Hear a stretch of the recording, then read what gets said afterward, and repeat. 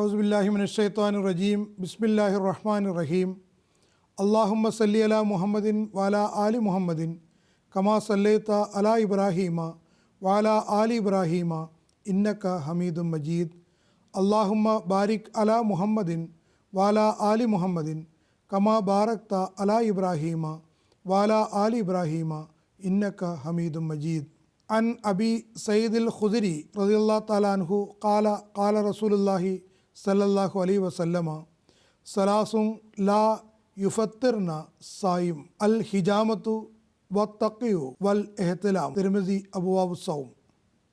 ഹദ്രത്ത് അബൂ സയ്യിദ് ഖുദരി റളിയല്ലാഹു തആല അൻഹു നിവേദനം ചെയ്യുന്നു, റസൂൽ തിരുമേനി സല്ലല്ലാഹു അലൈഹി വസല്ലം പറഞ്ഞു, 3 കാര്യങ്ങൾ കൊണ്ട് നോമ്പ് മുറിഞ്ഞു പോകുന്നതല്ല: കൊമ്പ് വയ്ക്കുക, ഛർദി വരിക, അതല്ലെങ്കിൽ സ്ഖലനമുണ്ടാവുക. ഇസ്ലാം നിർദ്ദേശിക്കുന്ന നോമ്പിൽ അത് എങ്ങനെയാണ് സാർത്ഥകമായി തീരുന്നത് എന്നും എപ്പോഴാണ് ആ നോമ്പ് എടുക്കുന്ന ഒരാളെ സംബന്ധിച്ചിടത്തോളം ആ നോമ്പ് മുറിയാനുള്ള സാധ്യതകളുള്ളത് എന്നും എങ്ങനെയുള്ള സാഹചര്യങ്ങളിലൂടെ കടന്നു പോകുമ്പോൾ അയാളുടെ നോമ്പ് നഷ്ടപ്പെടില്ല എന്നതുമൊക്കെ നമുക്ക് റസൂൽ തിരുമേനി സല്ലല്ലാഹു അലൈഹി വസല്ലം തൻ്റെ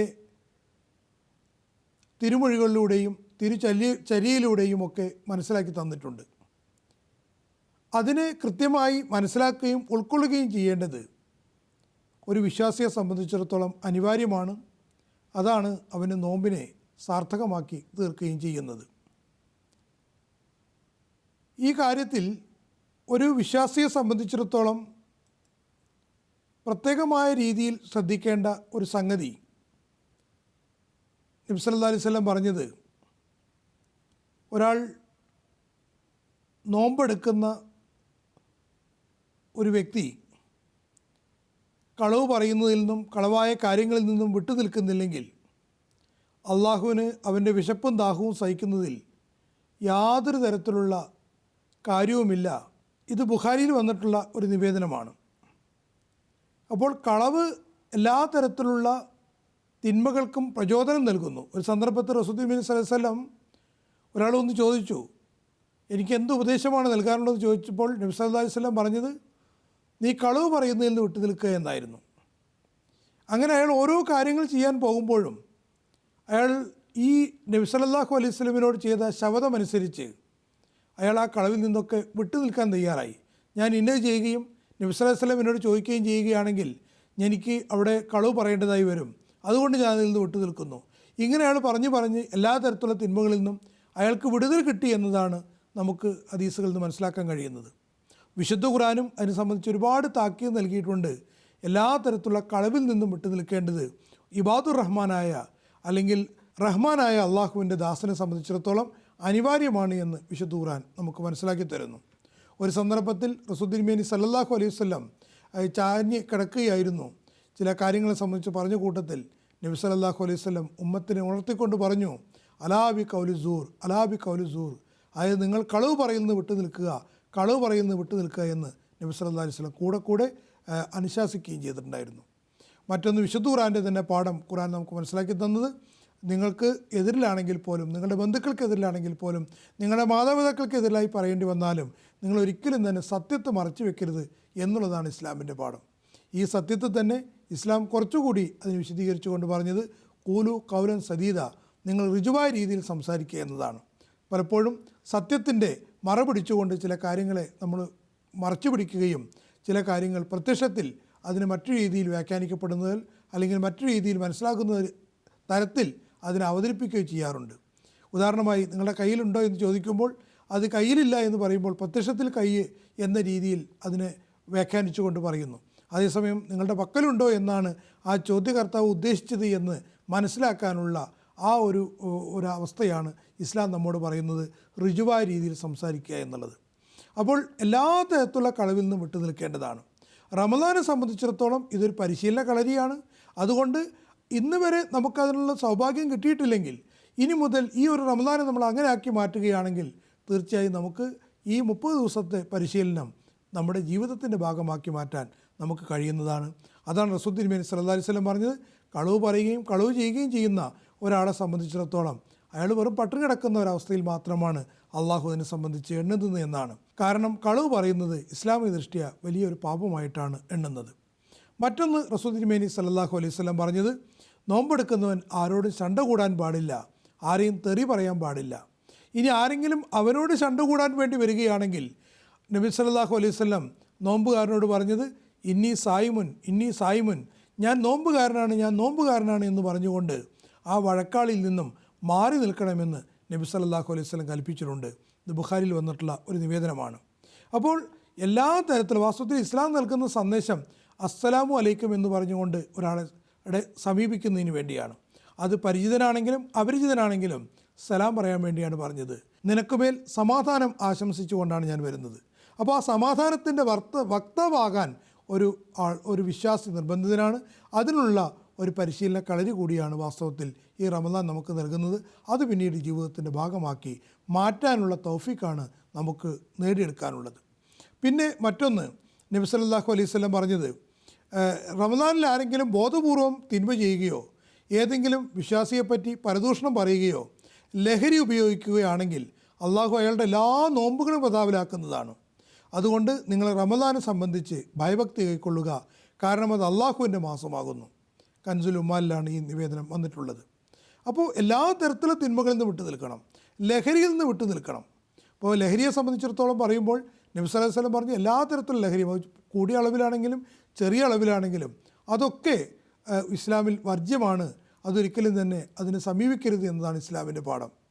അപ്പോൾ ഒരാൾ ബീഡി വലിക്കുന്നു അല്ലെങ്കിൽ മറ്റെന്തെങ്കിലും ലഹരികൾ കൃത്യമായി ഉപയോഗിക്കുകയും അതിനുശേഷം തനിക്ക് സൽസ്വപ്നങ്ങൾ ഉണ്ടാകുന്നു, തനിക്കും അള്ളാഹുവിൽ നിന്നുള്ള കശ്ഫുകളും അല്ലെങ്കിൽ അങ്ങനെയുള്ള കാര്യങ്ങളൊക്കെ തനിക്കും ഉണ്ടാകുന്നു എന്ന് വാദിക്കുകയാണെങ്കിൽ അതിൽ വലിയ പ്രസക്തിയൊന്നുമില്ല. നബി സല്ലല്ലാഹു അലൈഹി വസല്ലം പറഞ്ഞത്, ഈ അവസാന കാലത്തിൻ്റെ പ്രത്യേകതയായി പറഞ്ഞത്, ഈ അള്ളാഹു ദുർനടപ്പുകാരായ ആളുകൾക്കും ചിലപ്പോൾ തൻ്റെ ഈ ഭാഗത്തു നിന്നുള്ള സൽസ്വപ്നങ്ങൾ കാണിച്ചു കൊടുക്കാറുണ്ട്. കാരണം ഈ സത്യദാസന്മാർക്ക് വരുന്ന സൽസ്വപ്നങ്ങൾ യാഥാർത്ഥ്യമാണ് എന്ന് മനസ്സിലാക്കി കൊടുക്കുന്നതിനുള്ള ഒരു ഭാഗമായിക്കൊണ്ട് അങ്ങനെയും സംഭവിക്കാറുണ്ട് എന്ന് പറഞ്ഞു. അപ്പോൾ ആ ഒരു ഗണത്തിൽ മാത്രമേ അതിനെ ഉൾപ്പെടുത്താൻ കഴിയുകയുള്ളൂ. അള്ളാഹുമായിട്ടുള്ള ശാശ്വത ബന്ധത്തിനെ സംബന്ധിച്ച് പറയുകയാണെങ്കിൽ എല്ലാ തരത്തിലുള്ള ലഹരിയിൽ നിന്നും നമ്മൾ ഒഴിഞ്ഞു നിൽക്കേണ്ടതാണ്, മാറി നിൽക്കേണ്ടതാണ്. അതുപോലെ തന്നെ ബോധപൂർവം ഒരു തിന്മയും ചെയ്യാൻ പാടില്ല. ഹദ്റത്ത് മസീഹ് മൗഊദ് അലൈഹി ഇസ്ലാം അതിനെ സംബന്ധിച്ച് ഊന്നൽ നൽകിക്കൊണ്ട് തൻ്റെ കിഷ്തി നൂഹ് എന്ന ഗ്രന്ഥത്തിൽ ഉപദേശിച്ചത് എല്ലാ തിന്മകളെയും നമ്മൾ ബോധപൂർവം വർജിക്കേണ്ടതും എല്ലാ നന്മകളെയും നമ്മൾ ബോധപൂർവം സ്വായത്തമാക്കുകയും ചെയ്യേണ്ടതാണ് എന്ന് മസീഹ് മൗഊദ് അലൈഹി ഇസ്ലാം തൻ്റെ അനുയായികളോട് നിർദ്ദേശിക്കുകയും ചെയ്തിട്ടുണ്ട്. പിന്നെ ഒരു സംഗതി, നോമ്പിൽ നന്മയുടെയും തിന്മയുടെയും ഫലങ്ങൾ ഒരുപാട് വർദ്ധിപ്പിക്കപ്പെടുന്നു എന്ന് നബി സല്ലല്ലാഹു അലൈഹി വസല്ലം പറഞ്ഞു. അതുകൊണ്ട് മറ്റൊരു സമയത്തും ഇത്രത്തോളം നന്മ വർദ്ധിപ്പിക്കപ്പെടുന്നില്ല. ആ ഒരു കാരണം കൊണ്ട് തന്നെ ഈ മാസത്തിൽ നിങ്ങൾ സ്വേച്ഛകളെ നല്ലപോലെ നിയന്ത്രിക്കണമെന്നും നബി സല്ലല്ലാഹു അലൈഹി വസല്ലം നിർദ്ദേശിക്കുകയുണ്ടായി. പിന്നെ നോമ്പിനെ സംബന്ധിച്ചിടത്തോളം നമ്മൾ മനസ്സിലാക്കേണ്ടത്, ചില കാര്യങ്ങൾ നമുക്ക് ചെയ്യുന്നതിന് നബി സല്ലല്ലാഹു അലൈഹി വസല്ലം അല്ലെങ്കിൽ ഇസ്ലാം അനുമതി നൽകിയിട്ടുണ്ട്. അത് നമുക്ക് ചെയ്യുന്നത് കൊണ്ട് യാതൊരു തരത്തിലുള്ള പ്രശ്നവുമില്ല, നമ്മൾ ചെയ്യാവുന്നതാണ്. ഉദാഹരണമായി സാധാരണഗതിയിൽ പറയപ്പെടുന്നത്, എന്തെങ്കിലും ശരീരത്തിൽ നിന്ന് പുറത്തു പോവുകയാണെങ്കിൽ ഒതു മുറിയുന്നു, എന്തെങ്കിലും ശരീരത്തിലേക്ക് അകത്ത് കടന്നാൽ നോമ്പ് മുറിയുന്നു എന്നാണ്. തഫ്സീർ കബീറിലും ഈ സംഗതി മുസ്ലിം റളിയല്ലാഹു തആല അൻഹു എടുത്തു പറഞ്ഞിട്ടുണ്ട്. പിന്നെ മറ്റൊരു സംഗതി, ഇത് നോമ്പ് ഏതെല്ലാം കാര്യങ്ങളിലാണ് നമ്മൾ ശ്രദ്ധിക്കേണ്ടത്, ഏതെല്ലാം കാര്യങ്ങൾ കൊണ്ട് നോമ്പ് മുറിയില്ല. ഉദാഹരണമായി കണ്ണാടി നോക്കുക, കൂടെ കുളിക്കുക, മുങ്ങി കുളിക്കുക, മസാജ് ചെയ്യുക, സ്നേഹത്തോടെ ഉമ്മ വയ്ക്കുക, മൂക്കിൽ വെള്ളം കൊണ്ട് വൃത്തിയാക്കുക, ഉമിനീരിറക്കുക, പല്ലിൽ നിന്നും രക്തം വരിക, രോഗിക്ക് രക്തം നൽകുക, പല്ല് തേക്കുക, സുഗന്ധം മണക്കുക, യാദൃച്ഛികമായി സ്ഖലനം സംഭവിക്കുക, ഇതുകൊണ്ടൊന്നും തന്നെ നോമ്പ് മുറിയുന്നതല്ല. രോഗിക്ക് രക്തം നൽകുമ്പോൾ തൽക്കാലത്തേക്കെങ്കിലും ക്ഷീണം അനുഭവപ്പെടുന്നു. അതുകൊണ്ട് നോമ്പ് ഒഴിവാക്കി മറ്റു ദിവസങ്ങളിൽ അയാൾ പൂർത്തിയാക്കുകയാണ് അഭികാമ്യം. നബി സല്ലല്ലാഹു അലൈഹി വസല്ലം പറഞ്ഞത്, നോമ്പുകാരൻ്റെ ഉപഹാരമാണ് തൈലവും സുഗന്ധവും. നോമ്പുകാരൻ്റെ ഏറ്റവും നല്ല ശീലം പല്ല് തേക്കുകയാണ്. രുചി നോക്കാവുന്നതാണ്, പക്ഷേ ഭക്ഷണം കഴിക്കുന്നത് അനുവദനീയമല്ല. ഹദരത്ത് ഇബ്നു അബ്ബാസ് റളിയല്ലാഹു അൻഹുവിൻ്റെ നിവേദനമായി നമുക്ക് ഇത് കാണാൻ കഴിയുന്നുമുണ്ട്. അപ്പോൾ ചുരുക്കത്തിൽ പറഞ്ഞു വരുന്നത്, നമ്മളെ സംബന്ധിച്ചിടത്തോളം ഈ നോമ്പ് എന്ന് പറയുന്നത് ഒരുപാട് നമുക്ക് മേൽ പ്രകൃതിത്യ നമ്മുടെ ഉണ്ടാകുന്ന ചില കാര്യങ്ങളൊക്കെ നമ്മളെ കർശനമായിട്ടൊരു നിബന്ധന അങ്ങനെയുള്ളതല്ല. മറിച്ച് ഉദാഹരണമായി ഉമിനീര് വരുന്നത്, അല്ലെങ്കിൽ നമുക്ക് നല്ല ഉഷ്ണകാലമാണെങ്കിൽ കുളിക്കാനുള്ള കൂടെ നമ്മൾ കുളിക്കുന്നത് കൊണ്ടോ, അല്ലെങ്കിൽ പല്ല് തേക്കുന്നത്, അതുകൊണ്ടൊന്നും തന്നെ നോമ്പ് മുറിഞ്ഞു പോകുന്നതല്ല. അതേസമയം നമ്മെ സംബന്ധിച്ചിടത്തോളം കൂടുതലായി അള്ളാഹുവിലേക്ക് തിരിയുന്നതിനും അള്ളാഹുവിലേക്ക് ശ്രദ്ധിക്കുന്നതിനുമാണ് ഈ നോമ്പ് കാലം നമ്മൾ ഉപയോഗപ്പെടുത്തേണ്ടത്.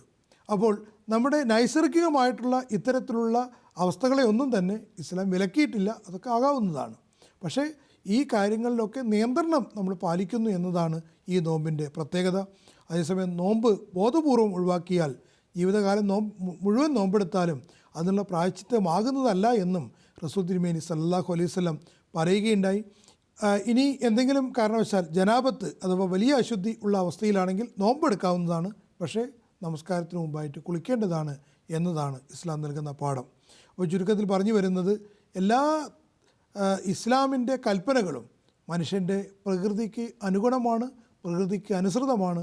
അവനെ ആ കാര്യത്തിലൊന്നും തന്നെ ഒരു തരത്തിലുള്ള അസ്വസ്ഥതയും ഇല്ലാത്ത രീതിയിലാണ് ഇസ്ലാമിക ആരാധനകൾ മുഴുവനും അവനോട് ചെയ്യാൻ വേണ്ടിയും അനുഷ്ഠിക്കുന്നതിന് വേണ്ടിയും കൽപ്പിച്ചിട്ടുള്ളത്. ഹദ്റത്ത് മസീഹ് മൗഊദ് അലൈഹി സ്വലാത്തു വസ്സലാം നോമ്പിനെ സംബന്ധിച്ച് ഒരു സന്ദർഭത്തിൽ പറഞ്ഞത്, അള്ളാഹു നൽകിയിട്ടുള്ള എല്ലാ ഇളവുകളെയും അതുപോലെ തന്നെ അള്ളാഹു നൽകിയിട്ടുള്ള എല്ലാ നമുക്ക് തന്നിട്ടുള്ള വിലക്കുകളെയും, അതായത് വിധിവിലക്കുകളെ നമ്മൾ മനസ്സിലാക്കേണ്ടതാണ്, അതിനെയൊക്കെ പാലിക്കേണ്ടതാണ്. അതുപോലെ ഹദ്റത്ത് മസീഹ് മൗഊദ് അലൈഹി സ്വലാത്തു വസ്സലാം ഒരു സന്ദർഭത്തിൽ പറഞ്ഞത്, നോമ്പ് കൊണ്ടുള്ള ഉദ്ദേശം മനുഷ്യന് അവൻ്റെ ശരീരത്തിൽ ആത്മീയ പോഷണത്തിനും സംതൃപ്തിക്കുമുള്ള ഭക്ഷണം അവൻ ആർജിക്കണമെന്നതാണ്.